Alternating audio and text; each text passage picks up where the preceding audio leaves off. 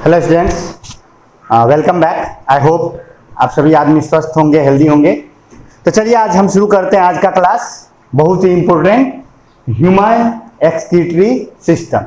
As you know, हम लोग class 10th biology का पहला चैप्टर जो कि लाइफ प्रोसेस है उसे स्टडी कर रहे थे। और उसको स्टडी करने के दौरान हमने प्रीवियस लेक्चर में एक्सक्रीशन स्टार्ट किया था। और एक्सक्रीशन स्टार्ट करने के बाद क्या होता था? एक्सक्रीशन होता था एक ऐसा बायोलॉजिकल प्रोसेस जिससे कोई ऑर्गेनिज्म अपने मेटाबॉलिक एक्टिविटीज के दौरान जो उसका वेस्ट प्रोड्यूस होता है, उसके बॉडी के अंदर जो टॉक्सिक वेस्ट प्रोड्यूस होती है उसे बाहर निकालने का जो बायोलॉजिकल प्रोसेस था वही एक्सक्रीशन था। तो एक्सक्रीशन सबके लिए नेसेसरी था, यूनिसेलुलर मल्टीसेलुलर सबके लिए। तो यूनिसेलुलर में डिफ्यूजन से ही हो जाता था। मल्टीसेलुलर में हमने प्लांट्स में बात कर ली थी कि कैसे उसमें एक्सक्रीशन होता है। और ह्यूमन पे भी हमने एनिमल्स में बात की थी फिर कि एक स्पेशलाइज्ड ऑर्गेन होता है जिसे हम एक्सक्रीटरी ऑर्गेन कहते हैं, जो कि एक्सक्रीशन को परफॉर्म करता है। और उसके बाद हम ह्यूमन में एक्सक्रीशन पर आए थे। और प्रीवियस लेक्चर में हमने बात की थी कि ह्यूमन बॉडी के अंदर एक्सक्रीशन को परफॉर्म करने के लिए एक स्पेशलाइज्ड ऑर्गेन सिस्टम मौजूद है जिसे हम कहते हैं ह्यूमन एक्सक्रीटरी सिस्टम। और ह्यूमन एक्सक्रीटरी सिस्टम 4 चीजों से मिलकर बना था। पहला था एक पेयर किडनी, एक पेयर यूरेटर, एक यूरिनरी ब्लैडर और एक यूरिथ्रा। ये 4 चीजें मिलकर ह्यूमन एक्सक्रीटरी सिस्टम बनाता था। इतनी बातें प्रीवियस लेक्चर में हम कर चुके थे। आई होप इतना आपका क्लियर होगा। और आज हम लोग डिटेल्स में स्टडी करेंगे ह्यूमन एक्सक्रीटरी सिस्टम को, किडनी की जुड़ी हुई सारी चीजों को। क्योंकि आपको पता है कि हमारा जो एक्सक्रीटरी सिस्टम है, हम मैमल्स हैं और मैमल्स का एक्सक्रीटरी ऑर्गन क्या है? किडनी। क्या है? किडनी। तो हमारे बॉडी के अंदर भी किडनी मौजूद है। तो हम लोग आज किडनी पर ज्यादा डिटेल्स में बात करेंगे। तो चलिए शुरू करते हैं ह्यूमन एक्सक्रीटरी सिस्टम। कोई ज्यादा भयंकर नहीं है, नए नए टर्म्स इंट्रोड्यूस होंगे। आप बस ध्यान से सुनते रहिए कि मैं क्या बोल रहा हूं। अगर आप ध्यान से सुनते रहेंगे तो आपको समझ में आता जाएगा। स्टेप बाय स्टेप चलेंगे हम लोग। ओके, तो चलिए स्टार्ट करते हैं। ह्यूमन एक्सक्रीटरी सिस्टम, अगर कोई डिफिनेशन आपसे पूछे तो क्या आंसर दीजिएगा? कि हमारे बॉडी के अंदर मौजूद एक ऐसा ऑर्गन सिस्टम जिसका काम क्या है? हमारे बॉडी से मेटाबॉलिक वेस्ट को रिमूव करना। और आपको पता है कि जो हमारा एक्सक्रीटरी सिस्टम है वो मेनली कैसे वेस्ट को रिमूव करता है? नाइट्रोजनस वेस्ट को। जो रिस्पिरेटरी वेस्ट था, यानी कि जो कार्बन डाइऑक्साइड था, वो लंग्स से बाहर चला जाता था। और कुछ केमिकल वेस्ट जो थे वो स्वेट के साथ भी बाहर जाते थे। प्रीवियस लेक्चर में हम लोग ये सब बातें कर चुके हैं। जो हमारा एक्सक्रीटरी सिस्टम, तो यहां देखिए हमारे एक्सक्रीटरी सिस्टम का एक डायग्राम बना हुआ है। ये डायग्राम हमने प्रीवियस लेक्चर में भी देखा था। तो यहां पर एक डायग्राम बना हुआ है जिसमें कि हमारे एक्सक्रीटरी सिस्टम के सारे पार्ट्स को दिखाया गया है। देखिए यहां पर अगर आप इस डायग्राम को गौर से देखें तो आपको 2 किडनी दिख रहा है, एक लेफ्ट और एक राइट। एक लेफ्ट एक राइट। तो लेफ्ट किडनी और राइट किडनी, तो 2 किडनी दिख रहा है आपको। देखिए इधर से भी एक यूरेटर आया है, इधर से भी एक यूरेटर आया है। ये जो आप देख रहे हैं ये यूरेटर है।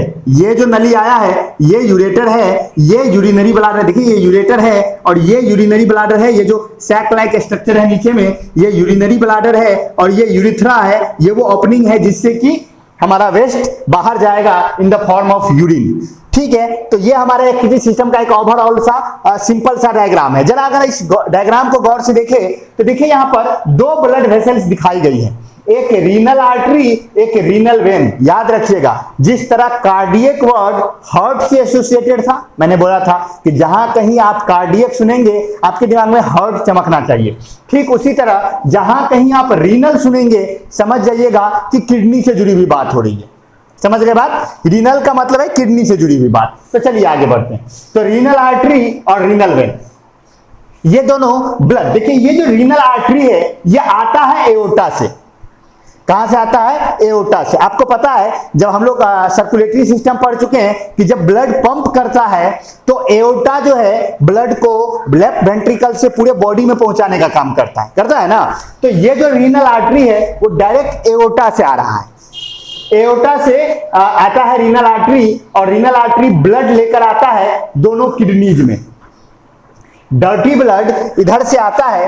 अगर आप ध्यान से देखें इस डायग्राम को तो जो ब्लड है वो यहां से नीचे उतरता है, रीनल आर्टरी से ब्लड आता है, रीनल आर्टरी से ब्लड आता है और वो दोनों किडनी में जाता है। दोनों किडनी में ब्लड दोनों किडनी में ब्लड जाता है रीनल आर्टरी से, समझ गए। तो रीनल आर्टरी डर्टी ब्लड लेकर आता है हार्ट से किडनी में, ओके, किडनी में, और फिर किडनी के अंदर में उसका प्यूरिफिकेशन होता है। उस डर्टी ब्लड को क्या किया जाता है, प्योर किया जाता है, उसमें से वेस्ट को फिल्टर किया जाता है। कैसे किया जाता है, नहीं किया जाता है, हम वो देखेंगे, अभी हमें ओवरऑल मैकेनिज्म समझ रहे हैं। और फिर जो प्योर ब्लड है, जो प्योर ब्लड है, जो उसमें से वेस्ट अलग हो जाएगा, वो ब्लड फिर बाहर आएगा, फिर बाहर आएगा रीनल वेन से, और फिर ये वापस चला जाएगा हार्ट की तरफ। कहां चला जाएगा, हार्ट की तरफ। और ये जाके किससे जुड़ेगा, वेना केवा से जाके जुड़ेगा। रीनल वेन किससे जाके जुड़ेगा, वेना केवा से। तो रीनल आर्टरी डायरेक्ट एओर्टा से आया और रीनल वेन डायरेक्ट जाके कहां जुड़ा, वेना केवा में जुड़ा। आपको एओर्टा और वेना केवा पता है, आप पढ़ चुके हैं ह्यूमन हार्ट जो लेक्चर में, तो आपको बताया जा चुका है कि एओर्टा क्या है और वेना केवा क्या है। चलिए ठीक है, तो ये तो हो गया मैकेनिज्म। अब किडनी पे बात करते हैं। अब हम लोग वापस आते हैं किडनी पर। तो किडनी क्या है, तो देखिए किडनी एक बीन शेप्ड मतलब जैसे सीम का दाना होता है, बीन शेप्ड आप जानते हैं, बीन शेप्ड बॉडी स्ट्रक्चर है या बॉडी ऑर्गन है, जो कि कलर में, जिसका कलर लगभग रेडिश ब्राउन होता है। जिसका जो कलर होता है, जो किडनी का कलर होता है, वो रेडिश ब्राउन होता है, ठीक है। और रेडिश ब्राउन कलर का एक और ऑर्गन था आपकी बॉडी में, याद है कौन सा, लीवर, ठीक। चलिए उस पे नहीं जाते, इस पे आते हैं। तो किडनी बीन शेप्ड एक रेडिश ब्राउन कलर का बॉडी ऑर्गन है, और आपका वो क्या है, एक्सक्रीटरी ऑर्गन है। हमारी बॉडी के अंदर, ह्यूमन बॉडी के अंदर दो किडनीज होती हैं, एक पेयर, एक जोड़ा, समझ गए, एक लेफ्ट किडनी, एक राइट किडनी। और ये दोनों किडनी मौजूद होती हैं हमारे एब्डोमिनल कैविटी में, हमारे डोर्सल पार्ट में। डोर्सल पार्ट कहने का मतलब पीठ वाले पार्ट में, बैक साइड से रहेगा, समझ गए। और अगर किडनी का लोकेशन आप देखना चाहे तो किडनी यहां लोकेटेड होता है, इस तरह, हमारे जस्ट थोरेक कैविटी के जस्ट नीचे, डायफ्राम के जस्ट नीचे, बैक साइड में हमारे दोनों किडनी लोकेटेड होते हैं, ठीक है। अगर आप इस डायग्राम को गौर से देखें तो आपको दिखेगा कि लेफ्ट किडनी साइज में थोड़ा बड़ा बनाया गया है और राइट किडनी साइज में थोड़ा छोटा बनाया गया है। आप इस बात को नोट करेंगे, लेफ्ट किडनी साइज में बड़ा है और राइट किडनी साइज में छोटा है, बिल्कुल ऐसा होता है। लेफ्ट किडनी साइज में बड़ा होता है, राइट किडनी साइज में छोटा होता है। और एक और चीज अगर आप इस डायग्राम में क्लियर करें तो आपका जो लेफ्ट किडनी है वो थोड़ा ऊपर बनाया गया है और राइट किडनी थोड़ा सा नीचे बनाया गया है, ये भी होता है। ये क्यों होता है, तो देखिए हमारा जो एब्डोमिनल कैविटी है उसके इस साइड में अगर देखें तो हमारा लीवर है, यहां पर राइट साइड में लीवर है, यहां पर लीवर है, तो लीवर है, और लेफ्ट साइड में यहां स्टमक है। तो इस साइड जो लेफ्ट साइड वाला किडनी है, लीवर जो है, लीवर का अगर आप डायग्राम देखो, लीवर का डायग्राम आपने देखा था, तो लीवर ऐसा टाइप का होता है, ऐसा टाइप का। देखिए इस साइड में लीवर क्या है, ज्यादा बड़ा है ना, लीवर क्या है, ज्यादा बड़ा है। तो लीवर के ज्यादा बड़ा होने की वजह से क्या होगा, उस साइड का किडनी जो है थोड़ा सा छोटा हो जाता है। आया समझ में, लीवर की वजह से ये साइज में थोड़ा छोटा, जगह वहां कम है ना, तो लेफ्ट किडनी थोड़ा, राइट किडनी क्या है, थोड़ा सा छोटा है, समझ गए। और थोड़ा पोजीशन में भी लोअर है, नीचे है, due to kidney, due to liver, समझ में आ गया होगा। तो किडनी, दोनों किडनी सेम साइज का नहीं है। कौन सा किडनी बड़ा साइज का है, लेफ्ट किडनी, और कौन सा किडनी छोटा है, राइट किडनी। और राइट किडनी थोड़ा सा लोअर है और लेफ्ट किडनी थोड़ा सा अपर है। ये इसका जो अपर इंड होता है वो डायफ्राम में सटा रहता है और इसका जो अपर इंड है वो लीवर में सटा रहता है, तो बीच में थोड़ा सा लीवर आ जाता है, इसलिए थोड़ा सा लोअर आ जाता है, ठीक है। अब अगर इसके बाद बात करें तो रीनल आर्टरी से ब्लड आती है, डर्टी ब्लड इंटर करती है किडनी के अंदर, किडनी के अंदर उसे प्यूरिफाई किया जाता है, फिल्टर किया जाता है, और जो प्योर ब्लड होता है वो फिर किडनी से बाहर आता है रीनल वेन के थ्रू, और वो वेना केवा में चला जाता है, यानी कि फिर से बॉडी सर्कुलेशन में चला जाता है। जो हमारे बॉडी के अंदर ब्लड है, जो कि आप जानते हैं नियरली 5 लीटर के आसपास हमारे बॉडी के अंदर ब्लड है, तो वो ब्लड बारी बारी से पार्ट बाय पार्ट किडनी में आता है। एक बार में 5 का 5 लीटर ब्लड किडनी में नहीं आता है, समझ गए बात। ब्लड का कुछ पार्ट ऐसा माना जाता है कि एक बार जब ब्लड पंप होता है हार्ट से, जब एक बार ब्लड निकलता है एओर्टा से, तो एओर्टा अपने टोटल आउटपुट का, टोटल आउटपुट कहने का मतलब है कि टोटल जितना वो ब्लड पंप कर रहा है उसका 20% ब्लड आता है किडनी में और 80% ब्लड बॉडी में चला जाता है, समझ गए बात? यानी जब एक बार एओर्टा पंप करता है तो टोटल एओर्टा से जितना ब्लड बाहर भागा बॉडी के तरफ, आपको पता है एओर्टा से ब्लड कहां जाएगा? पूरे बॉडी में जाएगा। तो वो उस ब्लड का 20% ब्लड नियरली आता है किसमें? रीनल आर्टरी से होते हुए किडनी में आता है और वो प्योर हो जाता है। तो 20% एक बार में, इसी तरह से बार बार पंप होगा, जितनी बार पंप होगा तो ब्लड बार बार किडनी में आता रहेगा। तो बारी बारी से सारा ब्लड किडनी में आता रहता है और प्यूरिफिकेशन होते रहता है। कैसे प्यूरिफिकेशन होता है हम लोग समझेंगे, समझ गए? अच्छा, अब हमारे दिमाग में आ रहा है कि क्या किडनी का काम यही है कि ब्लड से वेस्ट को फिल्टर करना? तो आंसर है नहीं, यही नहीं है। किडनी और भी चीजें करती है। और भी चीजों में क्या करती है किडनी? अगर हमसे कोई पूछे कि किडनी और भी चीजों में क्या क्या करती है, तो देखिए किडनी होम्योस्टेसिस करती है। अगर आप देखेंगे कहीं पर वर्ड्स आप सुनेंगे होम्योस्टेसिस या हेमोस्टेसिस, समझ गए? आपके नोट में भी लिखा हुआ है हेमोस्टेसिस, ठीक है? होम्योस्टेसिस क्या होता है? होम्योस्टेसिस देखिए, किडनी का पहला प्राइमरी फंक्शन तो आपके समझ में आ गया कि वेस्ट को ब्लड से फिल्टर करना। होम्योस्टेसिस क्या है? होम्योस्टेसिस का मतलब है कि किडनी ब्लड से वेस्ट भी रिमूव करता है प्लस बॉडी फ्लूइड के कंसंट्रेशन को भी मेंटेन करता है। कहने का मतलब यह है कि अगर आप खुद सोचिए, जब आप ज्यादा पानी पीते हैं तो यूरिनेशन ज्यादा होता है ना? ज्यादा क्यों ज्यादा होता है?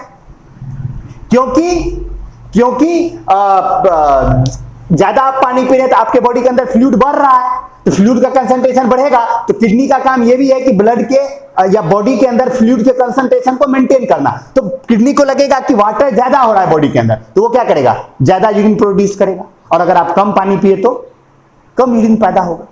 अगर आप जनरली नोट कीजिएगा कि यूरिनेशन जो होता है वो विंटर सीजन में अधिक होता है as compare to summer season.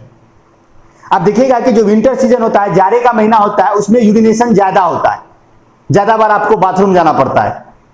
क्यों?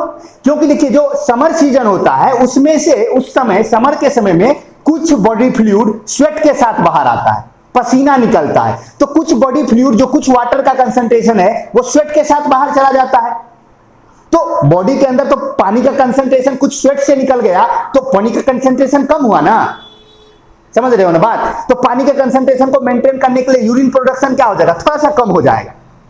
लेकिन ठंडे महीने में क्या होगा? स्वेट प्रोडक्शन रुक जाएगा, पसीना बाहर नहीं आएगा। और पसीना बाहर नहीं आएगा तो वो एक्स्ट्रा फ्लूइड जो पसीना से बाहर आने वाला था वो भी किससे बाहर आएगा? यूरिन से ही बाहर आएगा। इसलिए जो विंटर सीजन होता है उसमें यूरिनेशन की इच्छा अधिक होती है, समझ गए ना? क्योंकि स्वेट चलना बंद हो जाता है। एक कॉमन सा फैक्ट था जो मैंने बताया, आई होप आपको समझ में आ गया।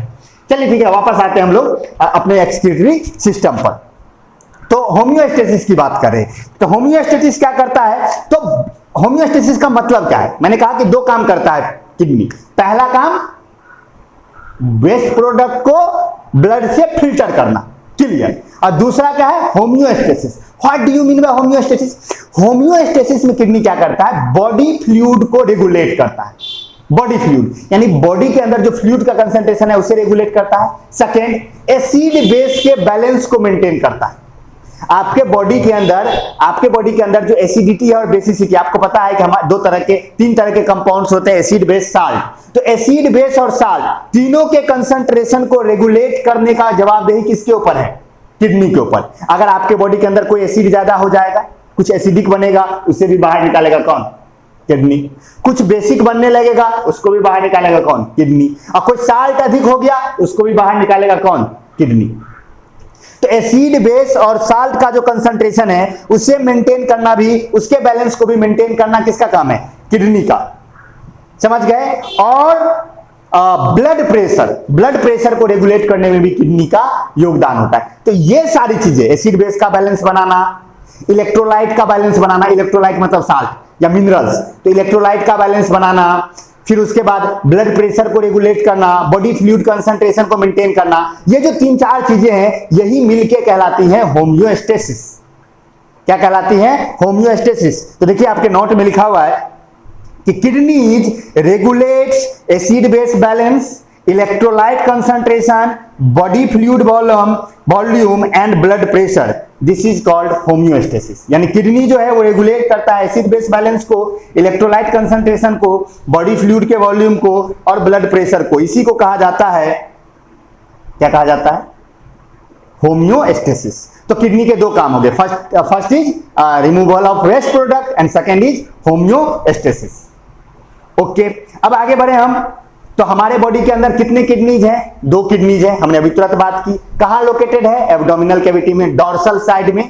और हमारा जो बैक वाल है, हमारा जो बैक बॉडी वाल है, यानी ये जो पीठ वाला बॉडी वाल है, उससे वो अटैच्ड होता है, यानी उसके वाल में ये बंधा हुआ होता है। उसमें जो मसल कलर फाइबर्स होती है वो किडनी को बांध के रखती है बैक साइड से। और आप ये बात याद रखिएगा कि जब आप इनहेल एक्सहेल करते हैं, जब आप सांस लेते हैं तो आपको पता है जब आप इनहेल करते हैं तो ये डायफ्राम नीचे जाता है, और जब आप एक्सहेल करते हैं तो डायफ्राम ऊपर आता है, ये मूवमेंट होता है। तो जब ये डायफ्राम मूव करता है तो हमारा किडनी भी मूव करता है, हमारे किडनी में भी मूवमेंट होता है। किडनी डायफ्राम जब ऊपर जाएगा तो उसके साथ किडनी भी थोड़ा ऊपर आएगा, जब नीचे जाएगा तो उसके साथ किडनी भी नीचे जाएगा।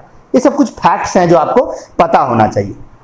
चलिए, अब अगर बात करें तो डॉर्सल साइड में ये बॉडी वाल से घिरा हुआ होता है, और राइट किडनी जो है स्लाइटली स्मॉलर है और स्लाइटली लोअर है, ये भी याद रखिएगा। अच्छा चलिए इसी में समझाते हैं। अब इस किडनी को अगर आप देखें, बीन शेप किडनी है, तो ये वाला जो फेस है वो कन्वेक्स है। कन्वेक्स मतलब आप जानते हैं उभरा हुआ। तो ये फेस देखिए कन्वेक्स फेस है, और ये फेस क्या है? थोड़ा सा कनकेव है। और यहां पर देखिए नॉच है। नॉच जानते हो आप लोग, थोड़ा सा जो धंसा हुआ पार्ट होता है उसे नॉच कहते हैं। तो ये देखिए थोड़ा सा नॉच है यहाँ पर। मोबाइल में भी कहते हैं लोग नॉच है। आजकल जो फुल स्क्रीन वाला मोबाइल आना शुरू हुआ है तो कैमरा देखते हैं ना, थोड़ा सा स्क्रीन में से धंसा हुआ है तो लोग कहते हैं ये नॉच है, इसको नॉच वर्ड यूज किया जाता है। तो किडनी में भी देखते हैं नॉच है, यहाँ पे थोड़ा सा ये पार्ट धंसा हुआ है। और ये जो धंसा हुआ पार्ट है, यानी किडनी के डायग्राम को आप देखिए तो ऐसा टाइप का है ना, तो ये नॉच है यहाँ पर। तो ये जो नॉच है इसको कहते हैं हाइलम। क्या कहते हैं? हाइलम। किडनी में जो ये नॉच है, ये जो नॉच है इसे हम क्या कहते हैं? हाइलम कहते हैं। और इसी हाइलम में रीनल आर्टरी, रीनल वेन और यूरेटर तीनों घुसा हुआ रहता है। रीनल आर्टरी ब्लड लेके आएगा, रीनल वेन ब्लड लेके जाएगा, यूरेटर यूरिन निकालेगा। तो 3 नलियां तो किडनी में जाएंगी ना, तो वो तीनों नलियां कहां से गई रहती है? हाइलम में ही गई रहती है। हाइलम क्या है? हाइलम किडनी के कनकेव फेस पर मौजूद नॉच है। आई होप समझ में आ गया। चलिए ठीक है, तो ये हाइलम है। हाइलम में ही सारा का सारा जो यूरेटर है, जो रीनल आर्टरी है और रीनल वेन है वो गया हुआ है।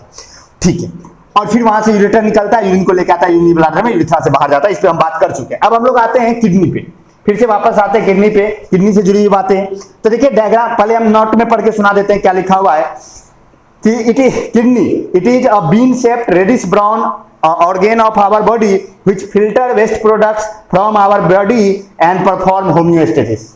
समझ गए मतलब कि वेस्ट प्रोडक्ट को रिमूव करेगा और होम्योस्टेसिस परफॉर्म करेगा। There are 2 kidneys in our body, each kidney lies on other side of our vertebral column। यानी हमारे वर्टिब्रल कॉलम के दोनों तरफ एक एक किडनी मौजूद होता है, vertebral column, and it is attached with dorsal body wall. यानी हमारा जो डॉर्सल बॉडी वाल है, बैक वाला जो हमारा पीठ वाला भाग है, उसमें वो अटैच्ड होता है। ठीक, हाइलम डायग्राम में देखिए हाइलम दिखाया गया है। फिर लिखा गया है कि right kidney is slightly smaller and lower in position. यानी राइट किडनी थोड़ा सा छोटा होता है और पोजीशन में क्या होता है? लोअर होता है। किडनी को अगर आप देखोगे तो किडनी एक फाइब्रस टिश्यू के द्वारा सराउंडेड होता है, जो उसके प्रोटेक्शन के लिए, जिसे हम कहते हैं रीनल कैप्सूल। क्या कहते हैं? Renal capsule. और जब ब्लड पंप होता है एओर्टा से तो रीनल आर्टरी लगभग 20% ब्लड लेके आता है दोनों किडनी से। तो ये बातें लिखी गई हैं। चलिए, the inner notch present in each kidney is called hilum. जो इनर नॉच प्रेजेंट है उसी को क्या कहते हैं? हाइलम कहते हैं। जो फिर उसके बाद लिखा गया है कि the artery which brings dirty blood in kidney is called renal artery and the when which brings out the clean blood from the kidney is called renal vein. यानी जो डर्टी ब्लड लेके आएगा वो रीनल आर्टरी, और जो clean blood को बाहर लाएगा वो रीनल वेन। ठीक, each kidney is made up of million of excretory units called nephron. यानी कि हर एक किडनी के अंदर मिलियंस ऑफ एक्सक्रीटरी यूनिट होता है, जिसे हम कहते हैं nephron. As you all know कि लिविंग ऑर्गेनिम्स के बॉडी के जितने भी स्ट्रक्चर हैं वो सेल के ही बनते हैं। Cell is the structural and functional unit of life, आपको ये पता है। तो यानी किडनी भी सेल का बनेगा, और किडनी को बनाने वाला सेल क्या कहलाएगा? नेफ्रॉन कहलाएगा। आई होप आपको किडनी समझ में आया होगा पूरा। किडनी क्या है, कहां मौजूद है, क्या करता है? 2 काम करता है। क्या? वेस्ट प्रोडक्ट हटाना और होम्योस्टेसिस। होम्योस्टेसिस क्या है वो भी आपको समझ में आ गया। नोट में लिखा हुआ है, ओके ठीक है। तो चलिए अब हम लोग आगे बढ़ते हैं नेफ्रॉन की तरफ। नेफ्रॉन क्या है? नेफ्रॉन हमारे किडनी का स्ट्रक्चरल और फंक्शनल यूनिट है, यानी हमारा किडनी बनता भी नेफ्रॉन से है और उसका फंक्शन जो है, ये जो ब्लड को फिल्टर करने का काम है, वो भी कौन परफॉर्म करता है? किडनी ही परफॉर्म करता है, नेफ्रॉन ही परफॉर्म करता है। तो nephron is the structural and functional unit of kidney. Okay, अब अगर आप देखो तो एक किडनी में नियरली 1 मिलियन नेफ्रॉन होता है। एक किडनी में लगभग 1 मिलियन नेफ्रॉन होता है। एक किडनी में 1 मिलियन नेफ्रॉन होता है। चलिए ठीक है, तो आगे बढ़े अगर तो नेफ्रॉन में, तो नेफ्रॉन का अगर आप स्ट्रक्चर देखें तो नेफ्रॉन, यहां देखिए नेफ्रॉन का डायग्राम बनाया गया है। ये डायग्राम आपको बनाना आना चाहिए क्योंकि बोर्ड्स में ये नेसेसरी होता है। अब अगर आप देखो इस डायग्राम को, अगर हम चाहे तो थोड़ा सा यहां बढ़ा सकते हैं कि ये जो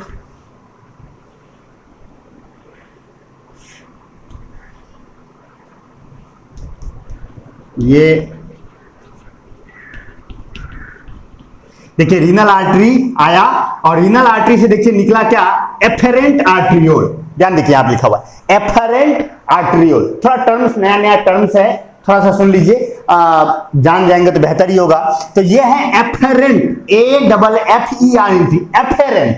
एफेरेंट आर्ट्रियोल है जो रीनल आर्टरी से निकलती है। देखिए रीनल आर्टरी से निकली और ये गई यहां पर, और यहां पर देखिए तो ये एक बंच ऑफ कैपिलरीज है, बंच ऑफ कैपिलरीज है जिसे हम कहते हैं ग्लोमेरुलस। ग्लोमेरुलस, ग्लोमेरुलस, ये बंच ऑफ कैपिलरीज है। यहां ब्लड कैपिलरीज का एक बंच है, बंच मतलब समझ रहे हो, गुच्छा।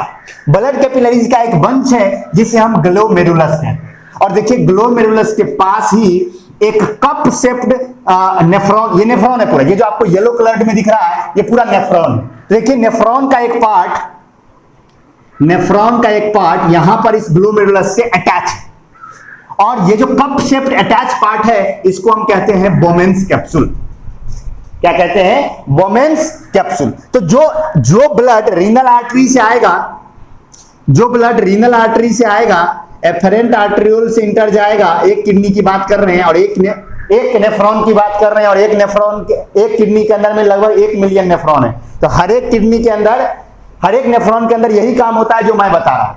और अगर आप देखा जाए तो कहा जाता है कि अगर आपका बॉडी बीमार ना हो, हेल्दी हो, तो आपके टोटल नेफ्रॉन का मात्र 10% ही काम कर रहा होता है, मात्र 10%, यानी उसी से हमारा काम हो जाता है। बाकी 90% रेस्ट में रहता है, यानी पूरा का पूरा किडनी एक बार में काम नहीं करता है, ठीक है, उसी से काम हो जाता है, ऐसा माना जाता है। ऐसा ये मेडिकल फैक्ट है कि 10% किडनी ही एक बार में, 10% नेफ्रॉन ही एक बार में काम करते हैं। सॉरी, बार बार किडनी नेफ्रॉन में कंफ्यूजन हुआ है। चलिए ठीक है, तो यहां से आगे गया तो ये रीनल आर्टरी से ब्लड आया, एफेरेंट आर्ट्रियोल से ब्लड आगे बढ़ा, और एक बंच ऑफ कैपिलरीज है जिसे हम ग्लोमेरुलस कहते हैं, जहां पर आपके किडनी का या नेफ्रॉन का जो बोमेन्स कैप्सूल है वो लगा हुआ है।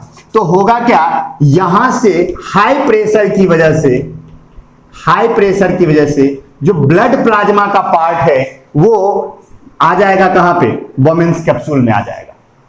कहां आ जाएगा? बोमेन्स कैप्सूल में आ जाएगा।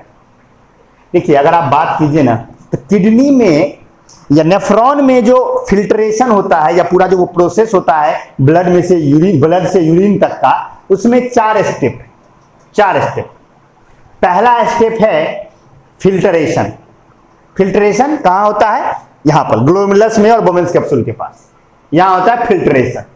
फिल्ट्रेशन में क्या होगा कि ब्लड में से ब्लड प्लाज्मा का most of the part Bowman's capsule में आ जाएगा वाटर के साथ, और उसके साथ उसके अंदर में जो भी डिजॉल्व्ड ग्लूकोज है, एमिनो एसिड्स हैं, फैटी एसिड्स हैं, ग्लिसरॉल है, जो और भी केमिकल्स हैं, इलेक्ट्रोलाइट्स हैं, सारे कुछ कहां आ जाएंगे? बोमेन्स कैप्सूल में आ जाएंगे। हाई प्रेशर की वजह से, क्योंकि एकदम प्रेशर, आपको पता है कैपिलरीज के पास प्रेशर एकाएक बढ़ जाता है, तो ये सारा का सारा क्या हो जाएगा? आ जाएगा बोमेन्स कैप्सूल में। और बोमेन्स कैप्सूल के नीचे में देखिए आप, तो ये शुरू हुआ नेफ्रॉन टिब्यूल, इसे हम कहते हैं नेफ्रॉन टिब्यूल। कि नेफ्रॉन को 2 पार्ट में बांटा जा सकता है, बोमेन्स कैप्सूल और टिब्यूल। तो इसके बोमेन्स कैप्सूल के जस्ट नीचे टिब्यूल स्टार्ट हुआ, ये जो पूरा देख रहे हैं आप वो टिब्यूल है, टिब्यूल को भी 3 पार्ट में बांटा गया है, PCT, loop of Henley and DCT. हम बात करेंगे उस पर। अभी आप समझ लीजिए कि बोमेन्स कैप्सूल के पास फिल्ट्रेशन हुआ, उसके बाद फिल्ट्रेशन के बाद होता है रीएब्जॉर्प्शन। फिल्ट्रेशन के बाद होता है रीअब्जॉर्प्शन। एक बात बताइए, ब्लड से फिल्टर हुआ तो फिल्टर में तो ब्लड का प्लाज्मा का मोस्ट ऑफ द पार्ट आ गया, ग्लूकोज उल्कोज यानी जो अच्छा चीज था वो भी आ गया। तो जो हमारे बॉडी के लिए अच्छी चीजें हैं उसको क्या होना चाहिए, फिर से एब्जॉर्ब होना चाहिए ना।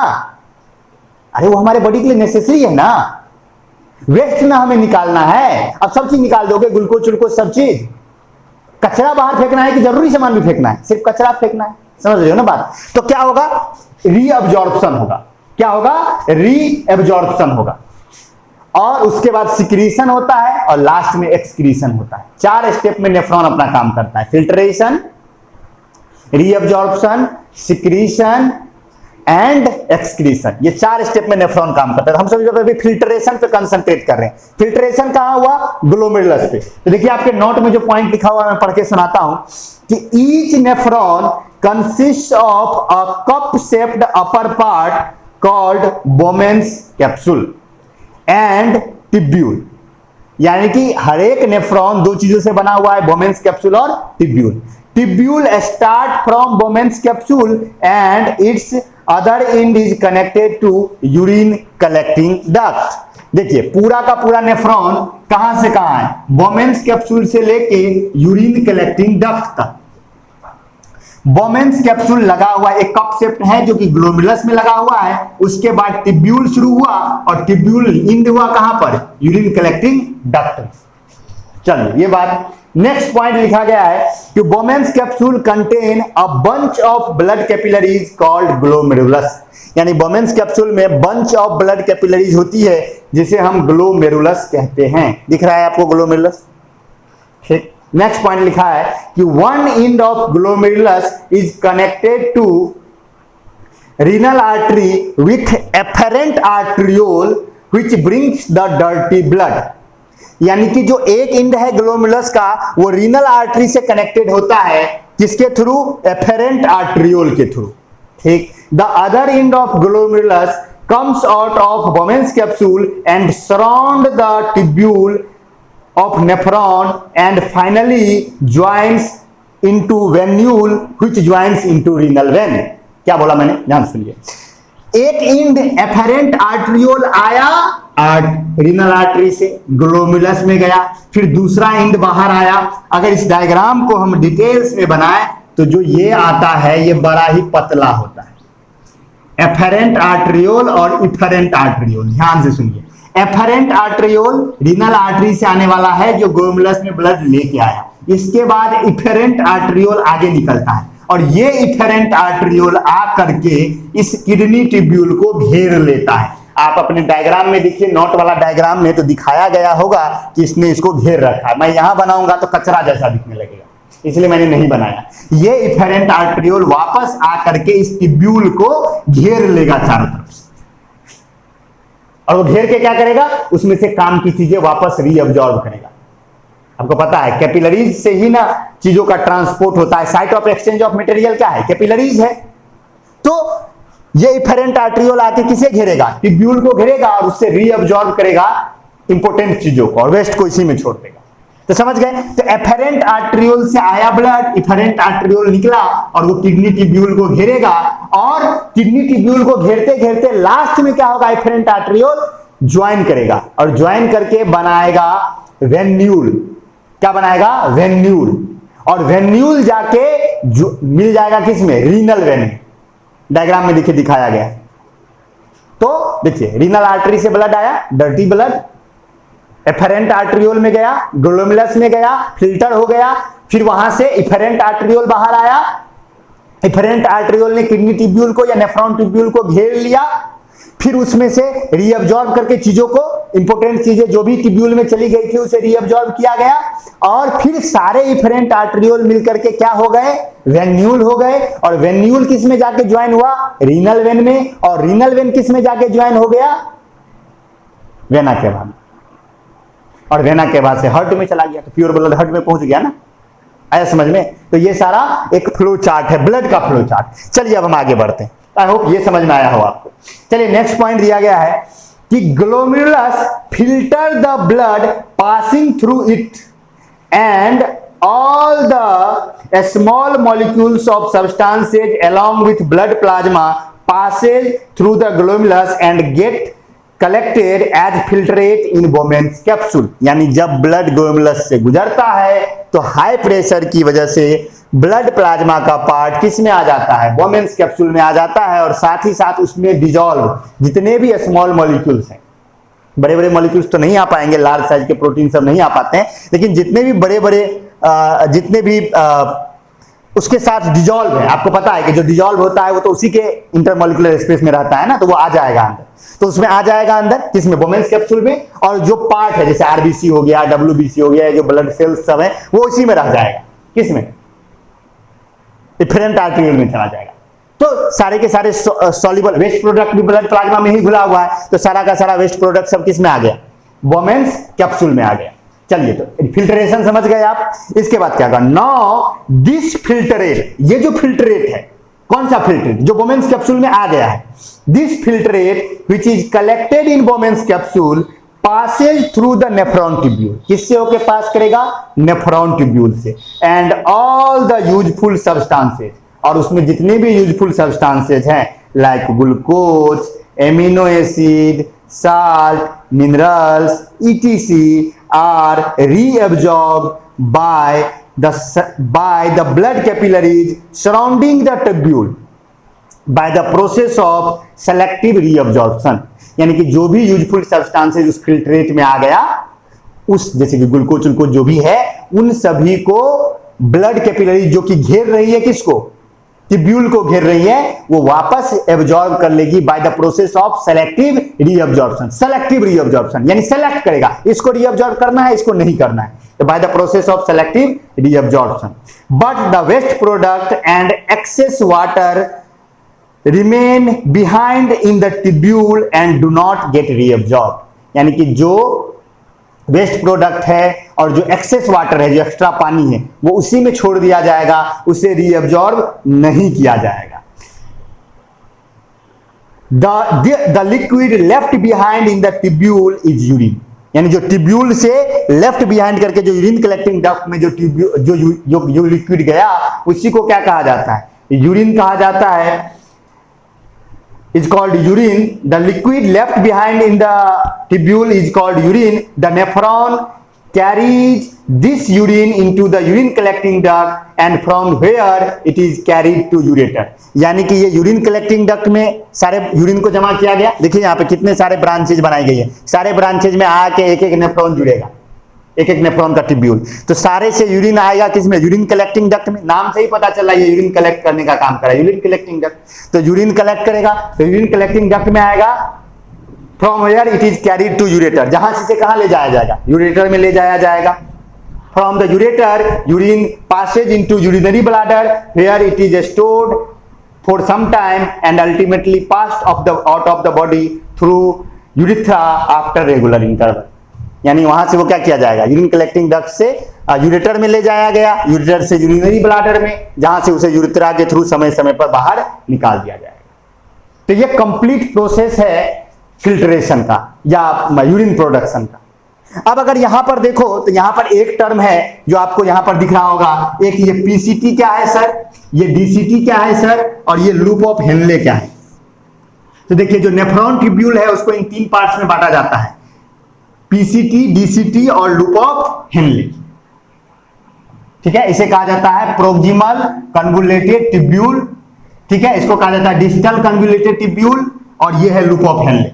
ये डायग्राम सा है, आपको इसमें डिटेल्स में नहीं जाना है, नेफ्रॉन पे हमें इतना नहीं, हमें मेनली समझना है कि यूरिन कैसे बनता है। समझ में आ गया। आपको क्या याद रखना है कि कप शेप्ड ऑर्गन है जो कि लूप बोमेन्स कैप्सूल कहलाता है, फिर उसके बाद ट्यूब्यूल है। ट्यूब्यूल में अगर आपको ज्यादा हो, डायग्राम में भी दिखाया गया है पीसीटी, डीसीटी और loop of Henley. Loop of Henley देखें बहुत पतला सा है, इसे लूप ऑफ हेनले कहा जाता है, बहुत पतला सा।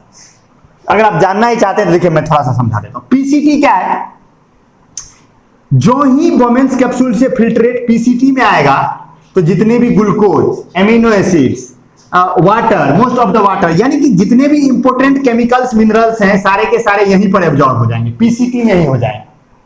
फिर फिर उसके बाद पीसीटी से जाते जाते सारा लगभग मिनरल्स, ग्लूकोज, एमिनो एसिड सब डीअब्जॉर्ब हो गया।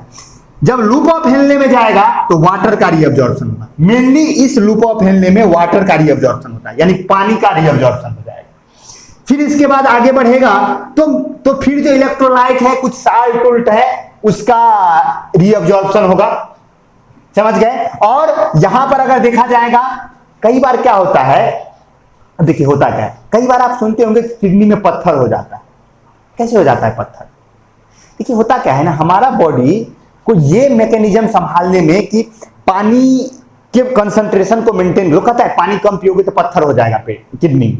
क्यों कहता है? क्योंकि देखिए जब ब्लड फिल्ट्रेट गुजरता है ना इस डीसीटी से, तो अगर आपके बॉडी के अंदर पानी की कमी है तो आपका किडनी नहीं चाहेगा कि ज्यादा पानी लॉस हो, तो वो क्या करेगा, डीसीटी के चारों तरफ साल्ट कंसंट्रेशन को बढ़ाएगा। तो साल्ट अगर ज्यादा बढ़ेगा तो साल्ट क्या करेगा, पानी को एब्जॉर्ब करेगा, तो पानी रीअब्जॉर्ब होकर कहां आ जाएगा, किडनी में वापस, यानी कि ब्लड सर्कुलेशन में वापस आ जाएगा, बॉडी फ्लूइड में वापस आ जाएगा। लेकिन अगर आप ऐसा समझ लीजिए कि अभी आपने कम पानी पिया, लेकिन कुछ देर के बाद आप पानी ज्यादा पी रहे हैं, तो जो साल्ट यहां पे ज्यादा हो गया है उस साल्ट को वापस किस में डालना है, यूरिन वाला में डालना है ना। तो इसीलिए तीसरा स्टेप है सिक्रीशन, यानी कि अगर साल्ट उस रीजन में साल्ट ज्यादा एक्यूमुलेट हो गया है, उसे वापस क्या किया जाता है, टिब्यूल में डाल दिया जाता है। नहीं भी आ रहा है तो कोई बात नहीं, पहले जो मैंने बताया उतना आपको आना चाहिए यूरिन तक का, समझ गए ना। तो ये डीसीटी है, और फिर डीसीटी से यूरिन कलेक्टिंग डक्ट में, यूरिन कलेक्टिंग डक्ट से यूरेटर। तो आप ये समझ लीजिए नेफ्रॉन में 4 parts, Bowman's capsule, PCT, loop of Henle, DCT. काम कैसे करता है समझ में आ गया, glomerulus, kidney tubule, nephron tubule, सारा चीज। ओके ठीक है। अब देखिए दिखा है urine of healthy human contain water, some salt, urea, little amount of uric acid, यही सब चीजें। यानी कि जो हेल्दी मनुष्य होता है उसके यूरिन में वाटर होता है, कुछ साल्ट होता है, यूरिया होता है, और कुछ अमाउंट में यूरिक एसिड होता है। समझ गए ना। आप कभी भी जब बीमार पड़ते हैं तो डॉक्टर के पास जाते हैं तो यूरिन टेस्ट करवाने के लिए बोला जाता है, बोलता है ना डॉक्टर यूरिन टेस्ट करवाओ। क्यों कहता है यूरिन टेस्ट करवाओ? क्योंकि अगर आपका बॉडी बीमार होगा ना तो यूरिन में पता चलेगा। क्योंकि अगर मान लीजिए आपकी बॉडी के अंदर में बीमार होगा, कोई बैक्टीरिया हमला करेगा या कुछ भी करेगा, तो वो अपने हिसाब से क्या करेगा, केमिकल्स बनाएगा, और वो केमिकल्स किडनी फिल्टर करने का काम करेगा। तो उस यूरिन जो ही वो फिल्टर करेगा तो आपके यूरिन में उसका ट्रेस आ जाएगा। ट्रेस मतलब थोड़ा अमाउंट में आ जाएगा वो, और थोड़ा अमाउंट में जो ही आया तो डॉक्टर को पता चल जाएगा कि आप इससे इन्फेक्टेड हुए। यूरिन टेस्ट करवाया जाता है। चलिए ठीक है, तो ये हो गया पूरा फंक्शनिंग। आई होप आपको नेफ्रॉन का फंक्शनिंग समझ में आया हो। ये डायग्राम बड़ा इंपॉर्टेंट है, डायग्राम आप याद कर लीजिए या बना लीजिए कॉपी में अच्छे से। दोनों डायग्राम, ये डायग्राम तो बनाए भी होंगे पहले, तो पहले ही बनाया हुआ तो कोई दिक्कत नहीं। नेफ्रॉन का डायग्राम बनाइए, नोट में पूरा लिखा हुआ है चार्ट, क्या क्या लिखना है क्या नहीं लिखना है, डिटेल्स में पढ़िए उसको। अब देखिए कई बार क्या होता है कि किसी किसी आदमी का किडनी काम करना बंद कर देता है, किसी किसी आदमी का किडनी काम करना बंद कर देता है, हम उसे कहते हैं किडनी फेल्योर हो गया। क्या कहते हैं, किडनी फेल्योर हो गया। ठीक है, तो अब ऐसे समय में क्या होगा, ऐसे समय में उस आदमी के पास 2 ऑप्शन बचता है, उसके पास 2 ही ऑप्शन है, या तो वो डायलिसिस करवाए या नहीं तो वो किडनी ट्रांसप्लांट करवाए। ठीक है, नोट में लिखा हुआ है कि sometimes a person kidney may stop working due to which the waste product build up in the body blood and amount of waste in the body also does not get regulated. This will cause death if the patient is not immediately treated. यानी कि क्या हुआ, कई बार क्या होता है kidney काम करना बंद कर दिया। अब किडनी काम कर, देखो किडनी क्या कर रहा था, 2 काम कर रहा था, पहला वेस्ट प्रोडक्ट को रिमूव कर रहा था, दूसरा होम्योस्टेसिस। तो जो ही तुम्हारा किडनी काम करना बंद करेगा तो देखो तुम्हारी बॉडी के अंदर 2 काम हो जाएगा। पहला तो वेस्ट एक्यूमुलेट होने लगा, तुम्हारे बॉडी के अंदर कचरा जमा हो रहा है, और दूसरा बॉडी फ्लूइड का कंसंट्रेशन भी मेंटेन नहीं है। पानी तुम पी रहे हो, कम पी रहे हो, ज्यादा पी रहे हो, वाटर कंसंट्रेशन गड़बड़ा गया, बॉडी फ्लूइड गड़बड़ा गया, फूलने उलने लगेगा बॉडी सब। देखते होंगे आप जब आदमी का यूरिनेशन बंद हो जाता है तो शरीर सब फूलने लगता है, पेट सब फूलने लगता है। अगर कभी किसी बीमार आदमी को जो देखे हो आप कहेगा कि यूरिनेशन बंद हो गया, तब देखिएगा पेट सब फूलने लगता है। क्यों? क्योंकि बॉडी फ्लूइड कंसंट्रेशन गड़बड़ा जाता है, इलेक्ट्रोलाइट कंसंट्रेशन गड़बड़ा जाता है, आपके बॉडी का पीएच लेवल गड़बड़ाने लगता है, एसिड बेस बैलेंस गड़बड़ा जाता है, सब चीज गड़बड़ होने लगता है। तो ऐसे कंडीशन में उस आदमी को इमीडिएट ट्रीटमेंट चाहिए, और अगर इमीडिएट ट्रीटमेंट नहीं करवाया गया तो वो आदमी मर भी सकता है। क्योंकि आपको पता है एक्सक्रीशन आपके 4 फंडामेंटल लाइफ प्रोसेसेस में से एक लाइफ प्रोसेस है, नहीं है? तो जब किसी आदमी का किडनी स्टॉप करता है, वर्क करना बंद करता है, तो उसके पास दो ऑप्शन बचता है। पहला ऑप्शन डायलिसिस और दूसरा ऑप्शन किडनी ट्रांसप्लांट। समझ गए? देखिए नोट में लिखा हुआ है कि a person whose kidney has stopped working has two solutions. दो सॉल्यूशंस है, first is dialysis, second is kidney transplant. Dialysis क्या होता है ये समझिए। डायलिसिस में क्या किया जाता है कि आपको हॉस्पिटल में ले जाया जाता है, बेड पे लेटा दिया और आपके यहां पर एक आर्टरी और एक वेन में, दो ब्लड में आपको नली लगाया जाता है, इंजेक्शन से कनेक्ट किया जाता है। तो आर्टरी से क्या होता है, आपका ब्लड बाहर निकाला जाता है और डायलिसिस में एक मशीन होता है बड़ा सा, तो आपका ब्लड उस मशीन से गुजारा जाता है। अगर आप इस डायग्राम को मैं बनाऊं यहां पे, इसको मिटा देता हूं मैं, आप फोटो ले लीजिएगा पहले वाले में कहीं से। तो अगर आप देखो तो ऐसा टाइप का एक मशीन होता है, ये रेक्टेंगुलर सा मशीन हुआ और इसके अंदर में पाइप होता है ऐसे। मैं एक सिंपल सा स्कीमेटिक डायग्राम बना रहा हूं, तो ये ऐसा नहीं है, यहां ये बाहर निकला रहता है और इसमें क्या होता है, लिक्विड हो रहा है, फ्लूइड हो रहा है।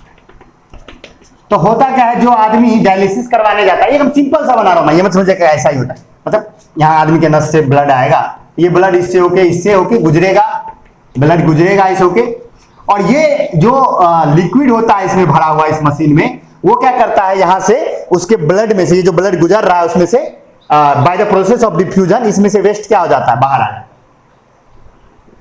समझ गए? यानी कि ये जो लिक्विड होता है उसका जो उसको इस तरह से बनाया जाता है इस लिक्विड को कि वो सिर्फ आपके वेस्ट को क्या कर सके, डिफ्यूज आउट कर सके। ग्लूकोज उसी लेवल पे रखता होगा जिस लेवल पे आपका बॉडी है, तो सेम कंसंट्रेशन होगा ग्लूकोज का, तो ग्लूकोज तो बाहर नहीं आएगा, लेकिन वेस्ट प्रोडक्ट इसमें नहीं होगा, इसमें होगा, तो वेस्ट प्रोडक्ट क्या होगा, लिक्विड में आ जाएगा bye the process of diffusion. I hope समझ गए होंगे आप, क्योंकि ग्लूकोज तो इसमें ऑलरेडी ग्लूकोज है, एमिनो एसिड है, वो सब उसी लेवल पे है जो आपके बॉडी के लेवल पर है, उस सबका कंसंट्रेशन इसी में ज्यादा है। तो इसमें से आपके ब्लड में जा सकता है, लेकिन आप उधर से तो आपके बॉडी में नहीं आएगा, आपके बॉडी में से तो बाहर नहीं आएगा। तो जो आपका इंपॉर्टेंट चीज है आपके बॉडी के लिए, वो ब्लड में ही रह गया, और bye the process of diffusion इसमें से क्या हो गया, सारे वेस्ट प्रोडक्ट इस डायलिसिस मशीन में आ गए और आपका बॉडी प्योर ब्लड फिर आपके बॉडी में इंजेक्ट करके डाल दिया जाता है। तो ये डायलिसिस है। तो ये टेम्पोररी सॉल्यूशन है। टेम्पोररी सॉल्यूशन कैसे है कि जिस आदमी का किडनी फेल्योर हुआ उसको कुछ कुछ दिनों पे जाना पड़ेगा डॉक्टर के पास डायलिसिस करवाने के लिए, तभी वो हेल्दी रह पाएंगे, और खर्चा होता है इसमें ज्यादा। तो इसका परमानेंट सॉल्यूशन क्या है, तो परमानेंट सॉल्यूशन है किडनी ट्रांसप्लांट। किडनी ट्रांसप्लांट में क्या होता है, किडनी ट्रांसप्लांट में जिस आदमी का किडनी फेल हो गया, दोनों, देखो भगवान ने दो किडनी दिया, एक फेल भी हो जाए तो दूसरा से काम हो जाता है, समझ गया ना। लेकिन अगर दोनों फेल हो गया तो क्या करेगा, आपका कोई ऐसा आपका फैमिली मेंबर जिसका डीएनए आपसे मैच करता हो। आपका डीएनए किससे मैच करेगा, आपके मम्मी से, आपके पापा से, आपके भाई से, आपके बहन से, यानी आपके फैमिली मेंबर से, आपके फैमिली मेंबर से, है ना। ये मत समझना लड़का है तो पत्नी से और लड़की है तो पति से किडनी नहीं ले सकते, ठीक है ना, उसका डीएनए सैंपल मैच नहीं करता है। तो जिसका डीएनए सैंपल आपसे मैच करता है उसके बॉडी से एक किडनी आपके बॉडी में, वो क्योंकि देखो अब आपको वैसा किसी दूसरे का किडनी लगा देगा तो काम नहीं करेगा, ठीक है। उसमें क्या होता है ना, चांसेज ऑफ सर्वाइवल कम होता है, यानी किडनी लगाएगा। अब देखिए कोई भी ऑर्गन हमारे बॉडी में लगाया जाता है तो हमारे बॉडी के अंदर इम्यून सिस्टम मौजूद है, तो वो इम्यून सिस्टम किसी भी फॉरेन चीज को बर्दाश्त नहीं करता है। तो उसको लगेगा अरे ये किडनी तो विदेशी किडनी है, तो दूसरे का किडनी आ गया, मारो इस किडनी को। तो क्या करेगा, उसके ही किडनी को, नेफ्रॉन को मारना शुरू कर देगा। आपके ही बॉडी का इम्यून सिस्टम उस किडनी को मारना शुरू कर देगा, उसके सेल्स को मारना शुरू कर देगा। तो इसीलिए क्या जाता है, ट्राई किया जाता है कि आपके जो कोई फैमिली मेंबर है अगर उसका किडनी आपको मिल जाए तो उसका सक्सेस रेट ज्यादा होगा, क्योंकि आपके डीएनए से मिलता जुलता डीएनए है, ब्लड ग्रुप मिल जाए तो सुभान अल्लाह, समझ गए ना, और बढ़िया बात। तो उससे आपको किडनी, मतलब कोशिश किया जाता है कि जितना नियरली हो एक दूसरे के, उस हिसाब से जो है किडनी, एक हेल्दी आदमी के बॉडी से एक किडनी निकाल के, दोनों मत, अरे भाई उसका दोनों ले लोगे फिर वो कैसे जिंदा रहेगा, इतना स्वार्थी नहीं बनना है। उसके बॉडी का एक किडनी निकाल करके और आपके बॉडी में लगा दिया जाता है ऑपरेशन के थ्रू। डॉक्टर थोड़ा कॉम्प्लेक्स होता है, ऐसा नहीं तो बस चाकू लेके चीर के अपने से लगा लेंगे, डॉक्टर के पास जाना पड़ेगा। तो वो लाके आपके बॉडी के अंदर लगा देगा और फिर आपको कुछ दिन तक ट्रीटमेंट लेना होगा। आप उस तरह से तो नहीं जी पाएंगे जिस तरह से आप जीते थे पहले, समझ गए ना, लेकिन आप जी सकते हैं। तो वो परमानेंट सॉल्यूशन है। अगर सक्सेस हो गया तो आप अच्छा खासा समय बिता सकते हैं। ये दो उपाय हैं, दोनों में से कोई भी एक उपाय करके किडनी फेल्योर आदमी का काम किया जा सकता है। आई होप आपको समझ में आया हो आज का पूरा लेक्चर कि क्या है, कैसे है, नहीं है। तो अब बाकी जो रहा, तो हमारा एक्सक्रीशन पूरी तरह से खत्म हो गया, ये चैप्टर पूरी तरह से खत्म हो गया, लाइफ प्रोसेस चैप्टर पूरी तरह से खत्म हो गया। तो आई होप आपको समझ में आया हो। एक्सरसाइज शीट मिल जाएगा आपको बनाने के लिए, जो आपका व्हाट्सएप ग्रुप है, जो प्रॉब्लम डेस्क है, उसमें देखिए आपको मिल जाएगा, यानी तो इस वीडियो के डिस्क्रिप्शन में भी प्रॉब्लम शीट मिल जाएगा। तो वो प्रॉब्लम शीट बना लीजिए और वो आपके लिए अच्छा रहेगा। नोट बना लीजिए। ये चैप्टर खत्म हो गया। इसके बाद हम लोग periodic classification of elements, chemistry का जो टॉपिक है उसे स्टार्ट करेंगे पहले। समझ गए? तो पीरियोडिक क्लासिफिकेशन ऑफ एलिमेंट्स हम लोग कल से स्टार्ट करेंगे। ये चैप्टर आज तक खत्म हो गया। किसी भी बच्चे को इस पूरे चैप्टर में न्यूट्रिशन, रिस्पायरेशन, ट्रांसपोर्टेशन, एक्सक्रीशन, पूरा लेक्चर सीरीज जो लगभग 21-22 लेक्चर हो गए टोटल, तो वो टोटल जो लेक्चर हुए उसमें अगर कहीं भी आपको कोई भी डाउट है तो आप उसे कॉपी में स्टार लगा के नोट डाउन करके लिख लीजिए या पूछिए। लिखेंगे क्यों, अगर पूछिए। और नहीं, अगर आपको लग रहा है कि नहीं हमको क्लास में ही सॉल्व करना है तो इसे करके रखिए, जब इंस्टीट्यूट खुलेगी तो हम लोग उस पर बात कर लेंगे रिवीजन के दौरान। ओके, आई होप आपको पहला चैप्टर समझ में आया होगा, बेहतर ढंग से आया होगा। कोई भी दिक्कत हो तो एकदम आराम से बिना किसी हेजिटेशन के पूछिए। आप जानते ही हैं कि प्रॉब्लम पूछने के लिए आपको कभी डांटा नहीं जाता है। तो ओके, तो मिलते हैं हम लोग next day. See you soon, bye bye, take care.